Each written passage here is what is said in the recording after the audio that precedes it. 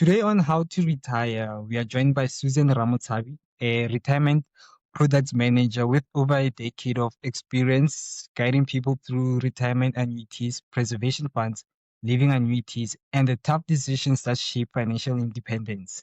She's not just a specialist, she's someone who has worked with clients through new jobs, marriage, lifestyle changes, illness, and eventually retirement.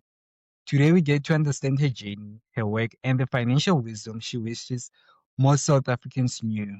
With that being said, Susan, welcome to In Conversation. Thank you so much, Tsepiso. Thank you for inviting me. I'm delighted to be here.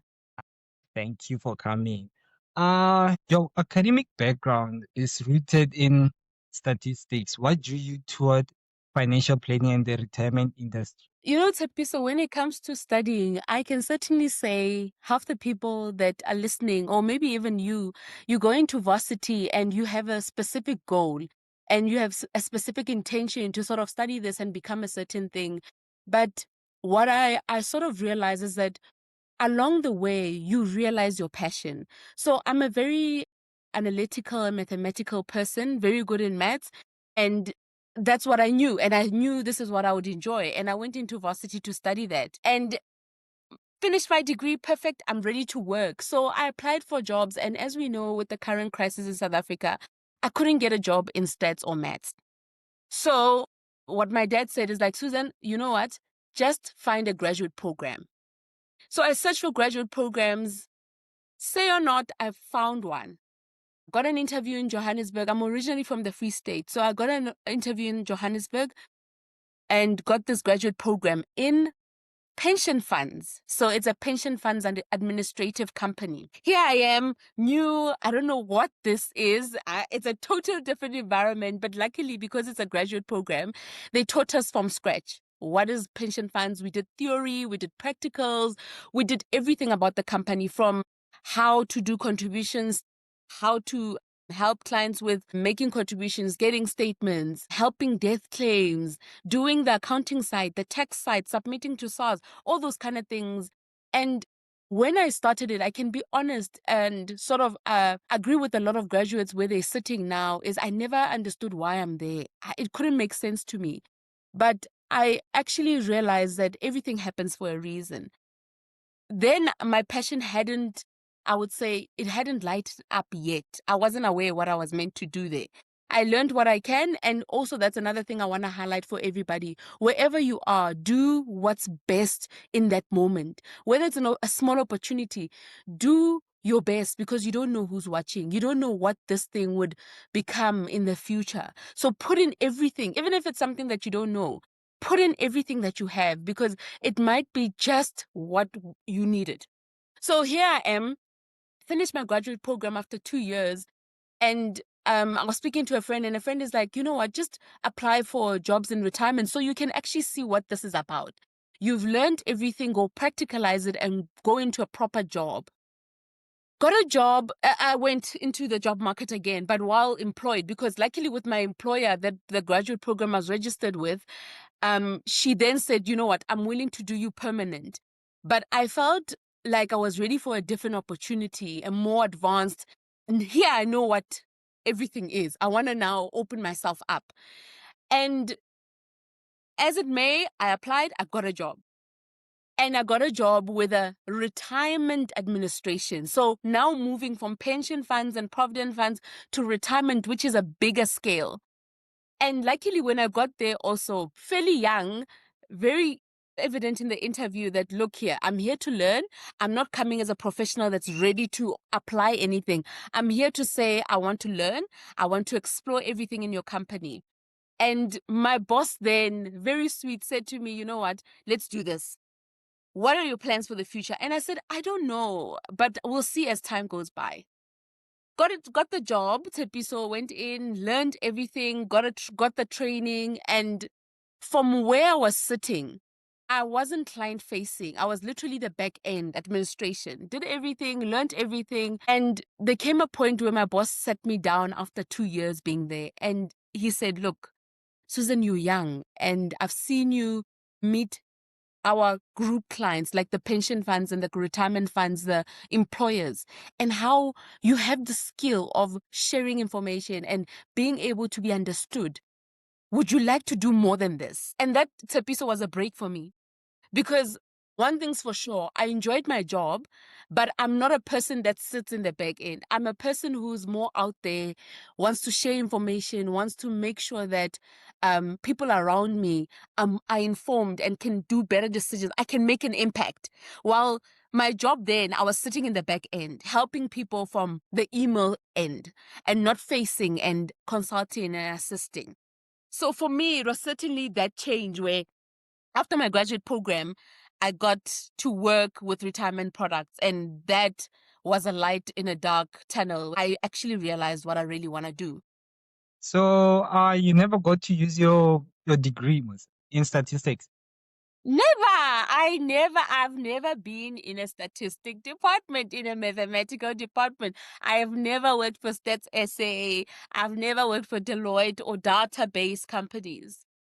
Ever since, Believe it or not. have you ever thought maybe of switching? Honestly, where I am now, no. And the reason for that is because I've found my passion in the journey that I've walked. I've realized that I love maths, I love data, I love analyzing, but I've realized that I love helping people more. I love making a change in people's lives more.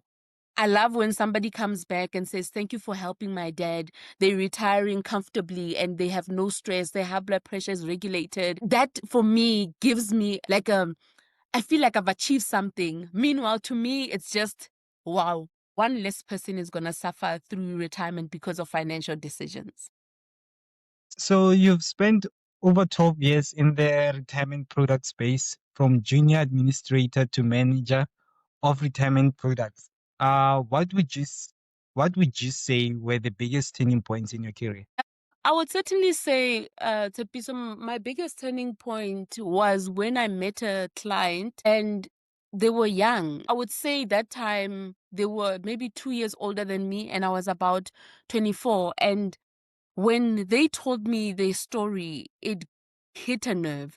And he came through and said, "You know what? I walked from Kilani Mall to here because I searched for you guys and I found you on the internet that you deal with retirement funds and I need you to help me. The reason why I need to start this, I just started working. I'm a police officer, but I want to open a retirement fund and I want help and guidance because I don't want to be like my father."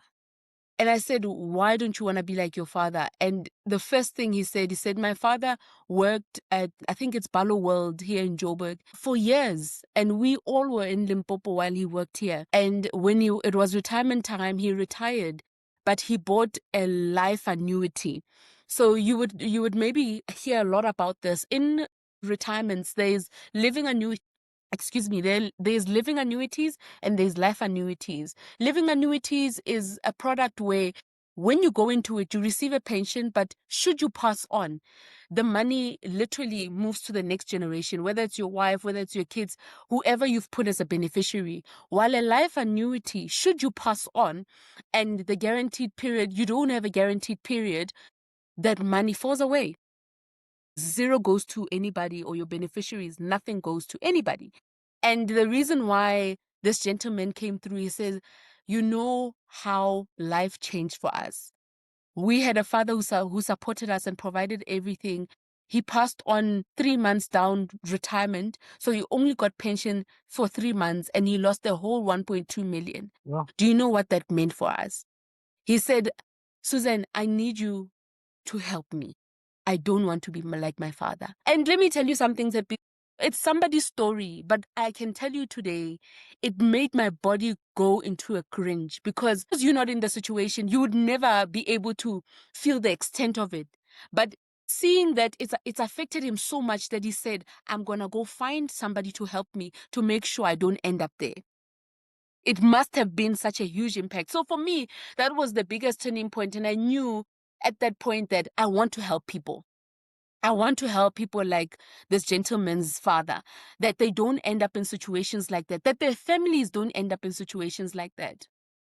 Yo, yo.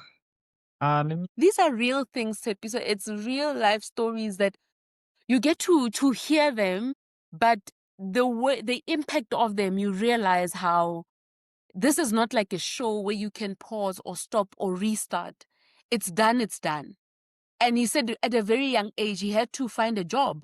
He had to leave school. He's the oldest. It's things like that that I think for me, it was a real turning point to sort of realize that I'm actually passionate in helping people. I feel people's stories and I resonate in the sense that I want to make an impact in society. Uh, I need I need you to define some things for me, ne? Okay. Uh, what's the difference between a retirement annuity, preservation fund, and a living annuity? Okay. Let me start this way. In the retirement industry, we have pre-retirement products, which is products that you use before you retire. So this is where you save. Pre-retirement products are your pension funds, provident funds, preservation funds, and your retirement annuity funds. All these products are products that you use to save. And being pre-retirement products, you can save for retirement in all these products. All of them, some of them, mix of them, you can save in any of them. And then we have what we call post-retirement products. And post-retirement products is products that now you've retired, you transfer all that you've saved in your pre-retirement products into your post-retirement products. And here is where you're no longer saving, but you start receiving in your post-retirement products.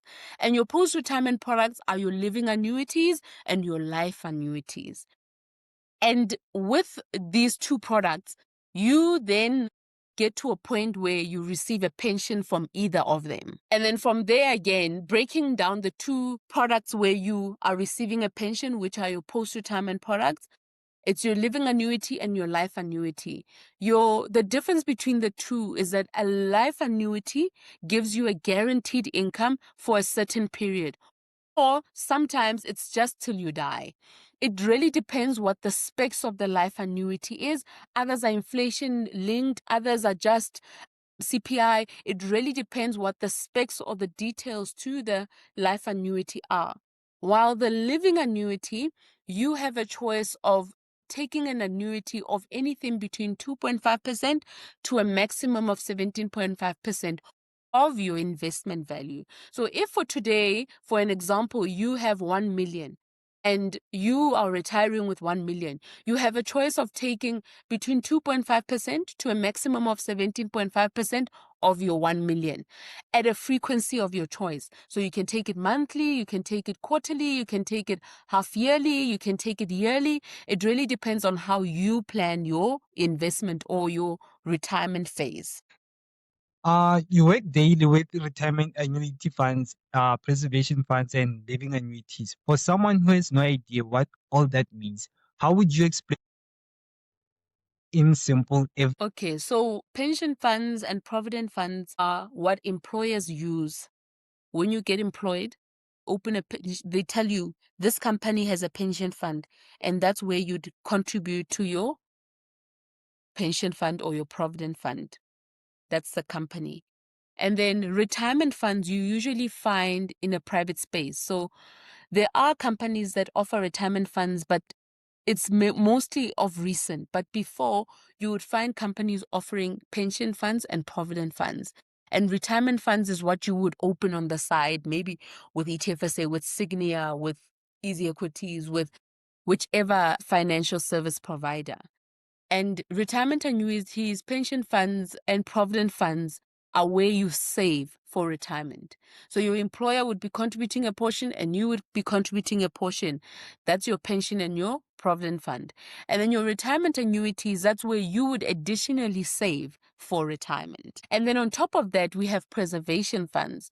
And preservation funds is where, should there come a point where you resign from your employer, your pension fund or your provident fund can be transferred into a pension preservation fund if it's a pension fund. And if it's a provident fund, it gets transferred to a provident preservation fund. And in there, it's literally saved up, it's preserved. you can, whenever, decide maybe once you've left that employer to go to another employer and open and continue with another pension fund with a new employer. And say you leave that other employer, you can again transfer the second portion from this second employer into your preservation fund. Literally, your preservation fund is like a pot where when you're leaving employment, you can save your money there instead of spending it, getting taxed, and you have nothing. Correct. So with all of that, ne, Mm-hmm. is it if maybe your monthly Mm-hmm. contribution, do you forfeit the money that you have saved up? That you So I'll explain. With a pension fund and a provident fund from an employer, you cannot miss a contribution because the employer deducts it from your payslip. So it's impossible for you to miss a deduction because they will deduct it from your payslip and pay it over. While with a retirement fund, with modern retirement funds, you can miss a deduction. So you can email and say, please cancel my debit order. I'm stuck. I'm in a situation. I'll start again in 2 months or in a month or in 3 months. You can do that. But I know with old fashioned RAs where the structure is on a contract base or an agreement base, where when you open that RA, you said that you're going to contribute 250 for 10 years. Because it's an agreement and a contract, you have to pay it monthly. And should you not pay it, it's gonna lapse. Yes. So there's different kind of RAs there. And I think the one that you're talking about is the old-fashioned contract RA, where you find it mostly with the Sanlams, the All Mutuals, where you sign and you say, for 20 years, I'm going to contribute 300 monthly. And because the contract says you're going to sign, you sign that you're going to pay 300 every month. Should you not, you are in breach of the contract. And that's where you find it lapses. so what's the minimum amount can a I know with our product, the minimum that you can contribute to an RA at ETFSA is 300 a month. oh, that's not bad. I No, thought it's you not bad. And no, it's not bad, Tipiso. And I think it's also a big thing to share out there because I think in most situations, you find a lot of people are sitting and not investing because they think you need to have a lot of money to invest. I need to have maybe thousands to invest, but it's always in starting. Start with that little 300 and over time increase it when you see that maybe your budget is getting a little bit of leeway, then increase it then. so I heard you talk about the so is it also considered a retirement annuity or is just a So we as a company are ETFSA, which is we are a company that offers tax-free investments. We offer discretionary investments. We also offer retirement annuities and living annuities. And on top of that, we also do wealth management. So for clients that have 1 million and above, we also help manage those kind of wealth managed portfolios. And with that, let's say your tax-free and your retirement funds and your discretionary investment, they all invested in ETFs. Yes, we do offer tax-free savings accounts also. you're also responsible for Section 14 transfers, death claims, pensions, and reporting to Board of Trustees. Which part of your work requires the most emotional? I would certainly say death claims and processing pensions for clients and when they get to the living annuity stage. Because in both situations, you find people who are in an emotionally uncomfortable state, whether it's in a death claim where they've lost their loved one and now you are here helping them process this, but also you want to guide them and make sure they make informed decisions. And with pensions, it's certainly giving guidance and the reality of a pensioner's situation to say, okay, where you are, you can only afford to take this much. You have to survive with this much. This is all you can have. And having to give people that realization and sort of be the bearer of those news that you actually don't have enough for retirement or you actually don't have enough for the expectation that you have. Because I know with most of the situations that I've been in, clients go into retirement having a certain expectation, and it's not always that way. Okay. So how do you support clients during sensitive moments like death claims or My duty there, Tepiso, is to be the bearer of information and share the knowledge that I have to help them make the decision. And after I've done that part, then from that role, it's literally giving the information and making sure that all that they need to make the decision is on the table. And then from that level, it's for them to make the decision of, okay, this is what we're going to do, or based on our situation, how would you guide us? And that's where I would come in and say, okay, based on this, I'm neutral, I'm not affected, but this is the view that I have, and this is how you can deal with this. But it also lies in your sort of court to decide how you want to maneuver the situation or act on that. Because at the end of the day, my role is to be the financial guide, not to make the decision for you, but to be the person that gives you the information, that gives you all you need, the tools you need to make the decision. in your experience, what is the most misunderstood thing about retirement funds or retirement administration? When it comes to retirement funds, I would certainly say that people misunderstand the role of a retirement fund. So, the role meaning a retirement fund is for you to save for retirement for the longer term, not for you to access it, not for you to withdraw from it. And most importantly, Tepiso, I feel like it's not highlighted enough the big advantage of having a retirement fund or a pension fund or a provident fund. And that is the tax advantage. The big advantage of having these products is that you get the tax deductibility. What is tax deductibility? It means that when you are earning an income Tepiso of 100,000 and you contribute 20,000 to your retirement fund, SARS is saying to you that we will only tax you 1,000. Your employer is currently taxing you 1,000 because that's what they submit to SARS. But if of the 100,000, you are contributing 20,000 to a retirement product, SARS will only tax you, which means that when you submit your return, you're gonna get a refund back because SARS overtaxed you on amounts that you had already contributed to an RA, to a pension fund, to a provident fund. But likely with the pension and the provident fund, it would have been included in your RP5. So in that case, then SARS is already aware and your employer is already taxing you less because they deduct him for your pension fund. But for your other external retirement products that you may have in your employer's pension fund or provident fund, you would get refunded when you submit your return. SARS is saying, no, we taxed you wrong. We were meant to tax you on 80,000 because you've contributed 20,000 to a retirement product. We won't tax you on 100. We're refunding you 20 back. And that's a big advantage that people should take into consideration because, in other words, Tepiso, think about it. If you're contributing 20,000 into an RA only to get it as a refund from SARS, you actually can contribute 40,000 in 1 year because once you get the refund and you put it back into your RA, you have 40,000 in your RA.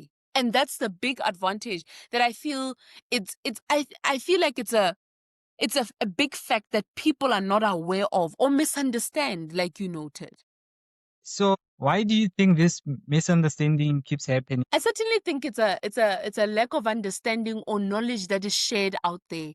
Because when people are saying invest right now, it's a piso. If I ask you this, do you know about tax-free investments? Tax-free investment? No, not really.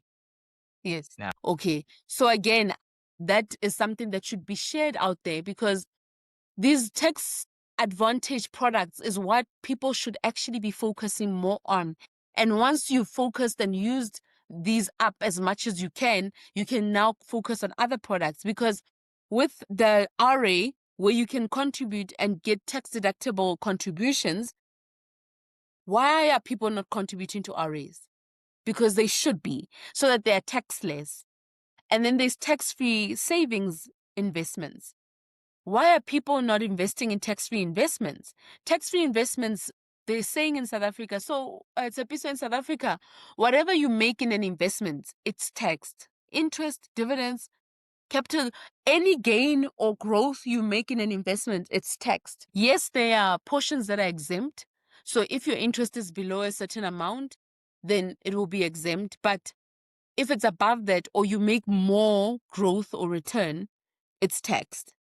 While in a tax-free investment, they're saying whatever you make in a tax-free investment is tax-free. So why are people not investing in tax-free investments?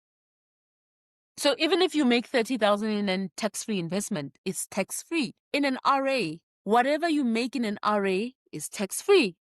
You submit your tax certificate to SARS, they give you a tax credit for your contributions made to an RA. Nothing is taxed. Whatever you make in your RA is tax-free. Why are people not using these products? And I would certainly say it's because there is not enough circulation of information out there that to say this is the products to have. So how do we make sure that the information reaches the people?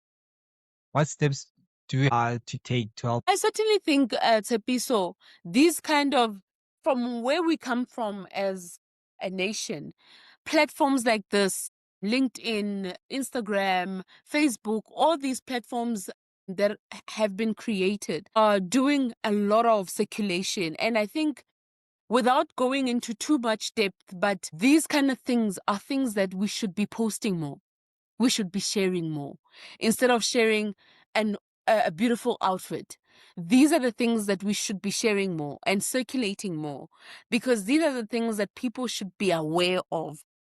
So I have this term. I want you to tell me what you think about the two-pot system. When you hear that term, is it something that you approve or you disagree? I'm two-sided.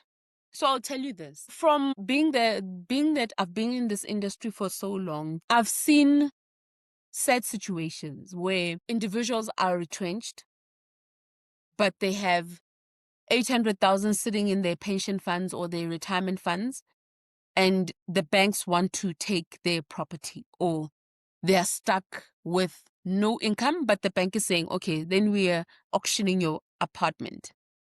And sitting from that point, you have something which will benefit you in the long term, but you're losing something that can benefit you now. You don't have a house. So from that point, I certainly feel that having the flexibility of being able at that point to withdraw from the two pot and get that 20,000 or that 30,000 or that 25,000 and pay it over to the bank to say, okay, this is my 4 months of installments while I try to figure out if I'm going to get a job quickly so I can get this going. And that I feel it plays a vital role in that way, not to withdraw and go on a holiday. That I disapprove of. And that's the other side of the coin where I feel the two-pot system was created to give sort of access to the extreme situations that I've initially mentioned, where you are retrenched and now you're in a dire situation. And that's where you'll access it because there's no other avenue that you can explore. But if you're going to withdraw Tsepiso to go on a holiday or to go on a guy's camping trip, I don't approve of that because you're losing more than you're gaining. When you withdraw from your two-pot system, is it deducted? No. So the term is when you withdraw from your two-pot savings component, you are taxed according to your taxable income. So if right now you earn 100,000 and SARS taxes you 25,000 of your 100,000, so 100,000 being your annual, if SARS taxes you 25%, SARS is going to tax you 25% of this savings component withdrawal. So in other words, if you were going to withdraw 10,000, you're only going to get 7.5 from it. and SARS takes the difference. So it is taxable. And that's why it's not a big advantage to take it if you're just going to go on a holiday. But if it's a situation where it's dire, then it would be understandable exploring that. Oh, okay. So you've helped people retire, withdraw, transfer, preserve, and rebuild their retirement mind. What patterns do you see among people who retire comfortably versus those who I certainly think, Tsepiso, there that comes back to your relationship with money. Because when we look at finances, right, you can retire right now and be in a privileged situation. But if you have a good relationship with money, you still live comfortable. But if you in a situation where from the beginning you've never had a good relationship with money, your decision making with money is not good. Even in retirement, you will struggle because you will still want to go shop for that expensive bag when you know your pension is only 10,000 and your rent is 7,000. So I certainly think it stems back to aligning your relationship with money with your current financial situation. And because that also, Tsepiso, plays a vital role, being able to accept that this is my financial situation. This is how I go about my current situation. Because if you don't accept your current situation, you still make decisions like that of wanting to shop beyond your means. retirement products And then, and yeah, I uh-huh. want to know what's the difference between that and a financial Okay. So my role as manager of retirement products, I manage the retirement products, the preservation funds, and the living annuity. And manage, it's mostly the administrative role, assisting clients with the day-to-day instructions of processing a debit order, doing a lump sum, getting a tax certificate, please send me my statement, the role, sometimes even processing death claims and so forth. While with financial planning, it's more a consultation, meeting with one client, doing a full analysis of their current financial situation, and literally guiding them to the financial goal that they would like to get to. So if, let's say, you, from a financial planning perspective, you meet me and you say, Susan, this is where I am. I started working, and from where I am, I need guidance on my step forward. I would do an analysis and give you guidance. Okay, this is what you start with. This is the investment you need. This is what you have to have in your financial plan going forward. And that's financial planning. While my manager role is more, you meet me once you've met your financial planner and you say, Susan, as per my discussion with my financial planner, I need to do a debit order. I need to do a lump sum. Please help me invest like this. Please help me load my beneficiaries and so forth. Oh, okay. So I need to meet the financial planner first before coming. Yes, half the time, yes. But in most cases, Tsepiso, you can meet me and get both. So you can meet me and say, this is my situation. I don't know from here. How do I go forward? Please help me. This is what my thoughts are. Are they right? Please guide me. And that's how we would move from there. Multiple, I think about three scenarios I need your help with. The first one, a 25-year-old gets their first job and wants to start saving for retirement, but feels overwhelmed. How would you guide them through their first retirement product? Okay. Firstly, Tsepiso, being in that situation of your first job, it is vital to make good decisions, because this will literally determine whether you go into your financial planning or your plan into the future on the right step or the wrong step. So I would certainly sit down with this 25-year-old and say, where you are, your budget should always have an emergency fund, tax-free savings, and a retirement annuity. Whether you decide to have 500, 500, 500, but you have to have all of them. And the reason for that is that a retirement annuity, Tsepiso, plays a role of your long term. So this is something that you don't need to worry about. You keep contributing your 500 until you get to retirement. Maybe increase it here and there, pull a statement, do a few changes, increase it, do this, do that. But you don't touch it. And then your tax-free investment is for your medium-term investing. So this is when you can save this 500 and maybe you save it for when you decide to buy a house, maybe this would be your deposit, or this is where you considering something longer term, maybe your first car installment, or you want to buy your car cash. This is this tax free. And then you have your discretionary emergency fund investment. This one is where literally, if you get a flat tire, this is where you'll disinvest. Not worrying that I'm affecting my retirement or I'm affecting my tax free. Your discretionary investment will play your emergency fund role. Your parents call, they're stuck, there's a funeral, you need to be there urgently, and nobody can assist you. You'll disinvest from your discretionary investment. So do I start first with my emergency fund first before I start saving for it? I would certainly say nothing is better than the other. You start all three of them at the same time. Whether you start them, we have what we just launched what we call the starter pack, which is for starters. When you're starting to invest, we would help you open a tax-free investment for 300 a month, discretionary investment, the emergency fund for 300 a month, and a retirement annuity for 400 a month. So per month, 1,000 would be for all your investments, and you sorted for life. So what are the most common mistakes you see among young professionals make when they're starting?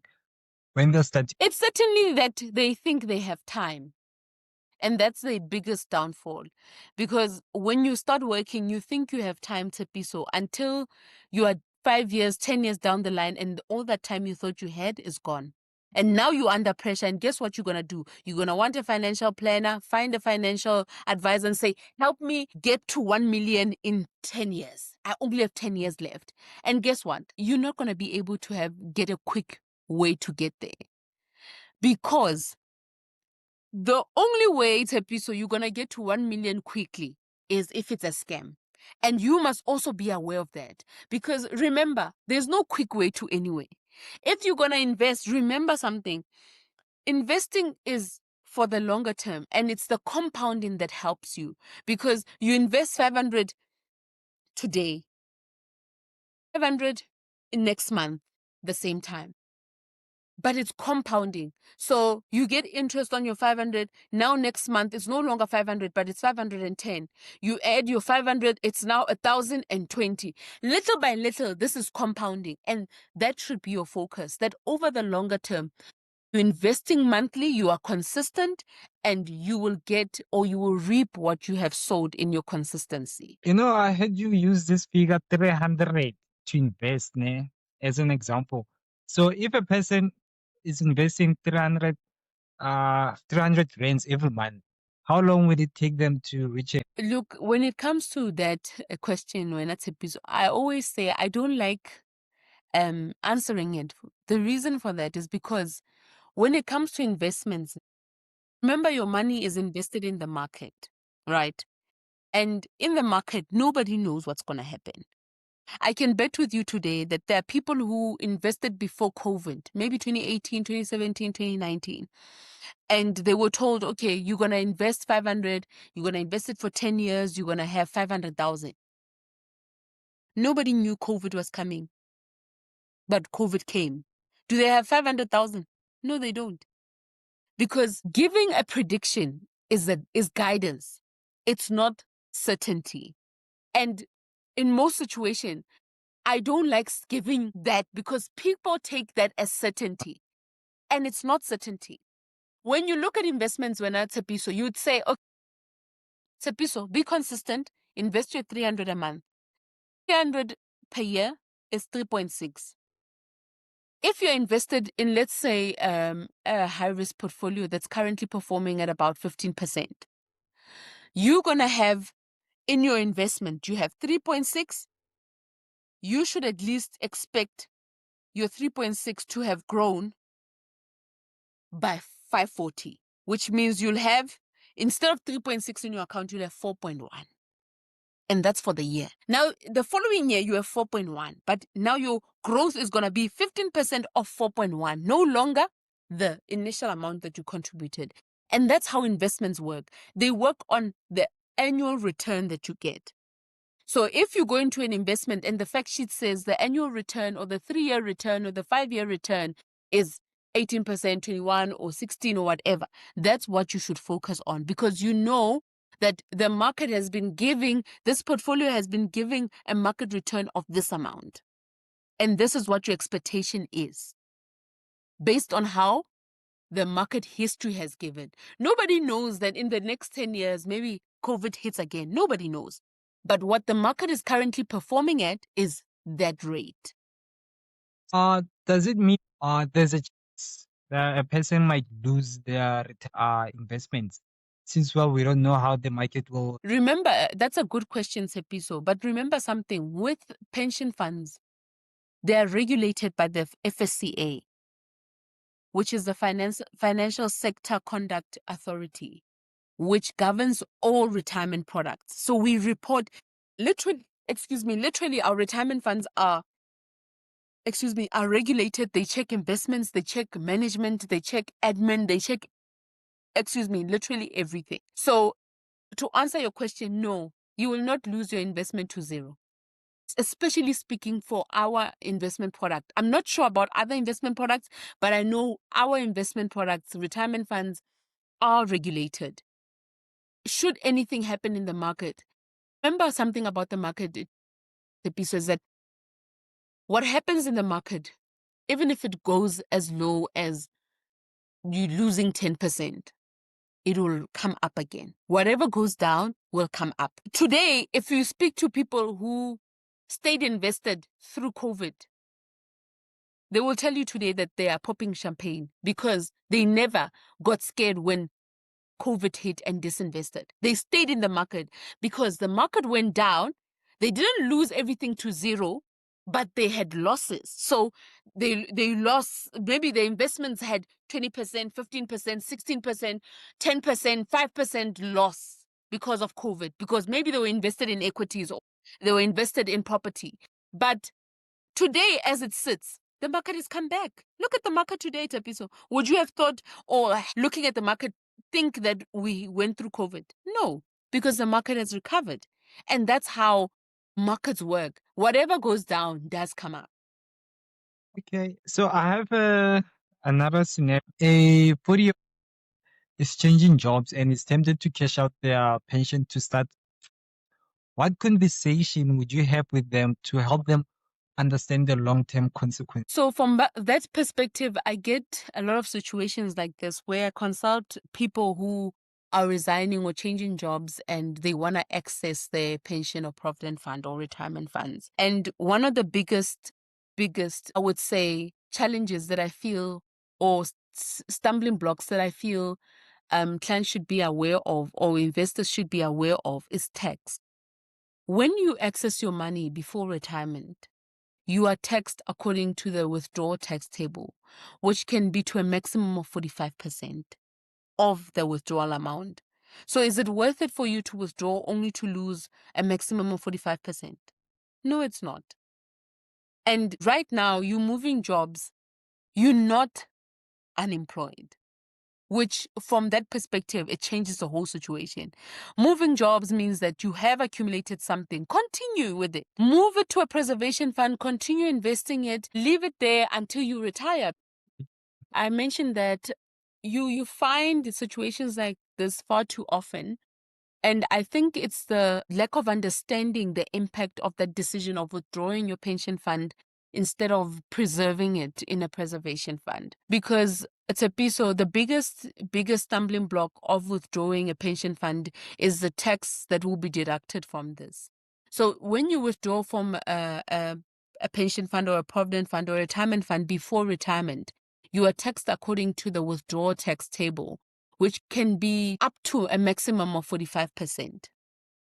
And is it worth it for you to access this pension fund only to lose a maximum of 45%? No, it's not worth it.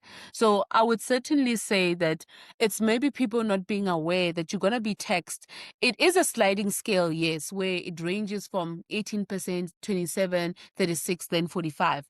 But would you want to lose this portion only to access it and then you have nothing? Again, you're starting from scratch while having this money means that putting it in a preservation fund, you're allowing it to grow jobs.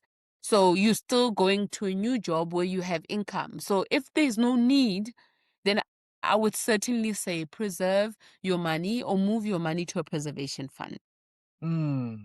So I have another scenario. Someone is 55 and they realize they are underfunded for retirement. What practical steps can they still take and what should they avoid at all costs? This one, it's a piece of, meeting people at 55 and they're underfunded is a sad situation. But one thing I can say is that where you are, really, the focus should not be that you've lost time, but that you use the time you have. So if you're 55 and you're still employed and you can still work the next 10 years, your focus should be the next 10 years. That you use the next 10 years to your greatest advantage and start investing and saving as much as you can. And saving, I mean, not just a retirement annuity, but maybe even a discretionary investment, because each one plays a vital role in your financial plan.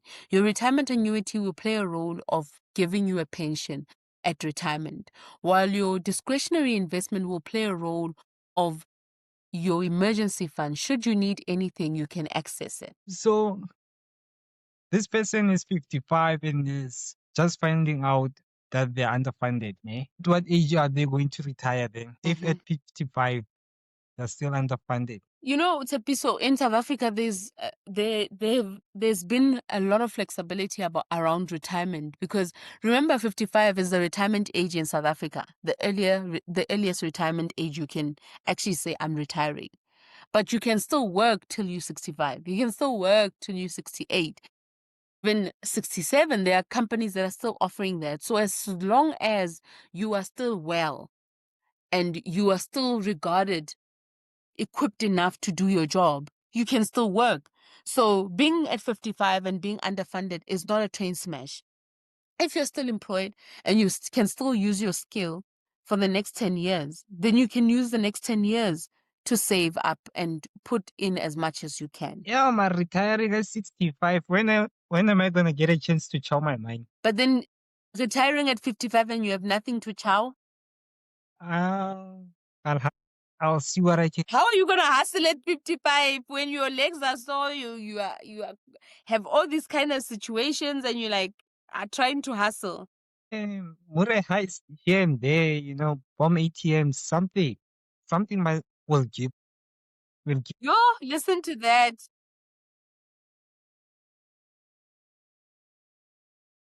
If only it was that easy.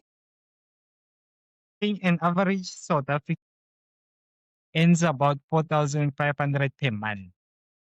Uh, do you with that sum, they'll be able to invest towards their That's a tough one, especially because the standard of living is so high in South Africa currently.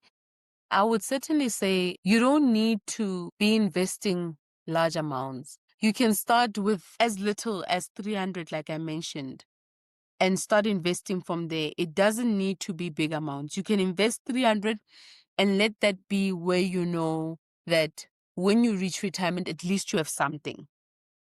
Unlike not saving at all. so it's possible. Certainly possible. That's why I said in the beginning that your relationship with money is important, because it determines how you see what you're getting. Do you see that being I can't get anywhere from here, or you see it as I can?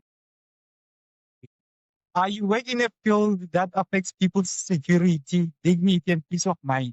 What keeps you passionate about this industry after all this? Certainly for me, Tepiso, I enjoy my passion lies in helping people make better financial decisions and end up in better financial situations. So for me, it fulfills me when I see people move from situations where they were not ideal to ending up in a situation where they have financial freedom, or they're in a better space to live a better life from that end. So for me, it's certainly the impact that I can play in other people's financial situations. So, what is the best piece of financial advice you've ever given that you also follow? Start. It doesn't have to be a big amount. Just start. And for me, it's a piece. So I'm also that 25-year-old that started working and thought I had time, not realizing that the importance is in starting. Just start 300 and you see once you've started, it becomes simpler. You even start feeling like increasing it and changing it and being more enthusiastic in managing it properly. So certainly from a point of saying to people, my best advice is to start. Check your budget, move that 300 from what used to be your Chisanyama Sundays or your Muhodu Mondays to investing it in your RA or investing it in your tax-free investment. And before long, you will start thinking different. You will start having a different relationship with money. And from that point, you'll make better decisions. For young professionals, especially women entering the financial service industry, what advice would you give them about building expertise and confidence? For young professionals, I would certainly advise them to come into an industry like financial planning because you have a passion for it, not because you have a financial expectation that this is what I want to do. Because I always see financial planning or financial advising as remember COVID time, they were saying nurses are what? They were called nurses, they were called care, something special care, because police and nurses were people that were needed to play a role that is vital. And I believe financial planners and financial advisors are people with special care, but in people's financial parts. And it's important that when you go into an industry like this, you are passionate about it, not mainly because you want the financial benefit to it. Your passion is to make sure that you help people financially, just like nurses. Nurses don't go to the hospital because they want to help the rich clients, no, or the rich patients. They go there saying, I want to help people feel better. I want to help people heal. I want to help people come out of their health situations or health issues. Same thing with financial planning. When you're a young professional looking into coming into financial planning, look at it as you want to come into the industry to help people with their financial issues, with their financial situation, to get them to a better place, and not really because I'm going to get commission or because I'm going to benefit in this way. It's rather that you want to play a role of changing people's lives financially. With that being Susan, I want to take this moment to say thank you for taking the time to share your knowledge with us. I don't know if maybe you have some happy words for If I have, any last words you want to share with. I would certainly say thank you for inviting me to Piso. I hope this helps someone, even if it's one person out there that is sitting, maybe it's a 25-year-old, maybe it's a 40-year-old, or maybe it's a 55-year-old that's unsure and wonders what is the step forward. Maybe this podcast helps them and becomes the light in the dark tunnel to guide them and maybe just lead them somewhere, because maybe where they are is nowhere. And if maybe they get to a point where they stuck even after that, I'm happy to be available to help people that need guidance or maybe information. I'm here for that. And so, once again, thank you for taking the time to talk to Thank you so much, Sipiso, for the invitation. I really appreciate being part of it.